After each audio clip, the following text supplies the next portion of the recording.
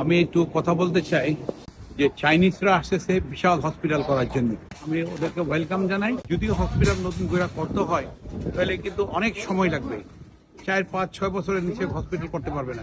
Building করো, permission নাও, 12টা ডিপার্টমেন্টে permission নাও, বিভিন্ন জায়গাতে পারমিশন নিতে হয়। এই পারমিশন নিতে গেলে প্রায় 1 বছর 1.5 বছর লেগে যাবে।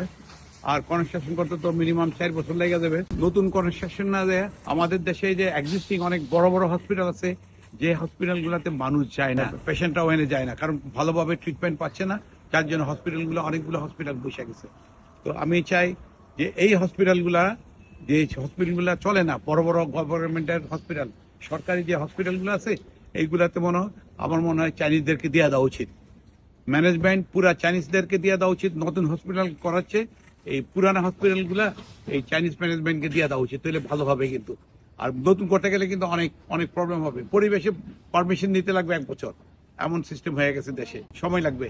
আমি মনে করি যে এক্সিস্টিং যে হসপিটালগুলো আছে, এই হসপিটালগুলো যদি চাইনিজরা নিয়ে যায় তাহলে কিন্তু খুব ফাস্ট, এখন নিলে 1 বছরের ভিতরে ওরা চালু করতে পারবে। কিন্তু আমি চাই যে চাইনিজরা ওরা আইসা এই এক্সিস্টিং হসপিটালগুলো নেয়, কারণ এই একজন এক্সিস্টিং হসপিটালগুলোতে পেশেন্টরা যায় না। কারণ পেশেন্টরা যায় না কেন, ঠিক কোনো ট্রিটমেন্ট হয় না, ডাক্তার থাকে না, সবসময় ডাক্তার থাকে না, ট্রিটমেন্ট হয় না। আর পেশেন্টরা গেলেও ওদেরকে বলে যে তোমরা আমাদের প্রাইভেট ক্লিনিকে চলে আসো, ওদেরকে প্রাইভেট ক্লিনিক নিয়ে চলে যায়।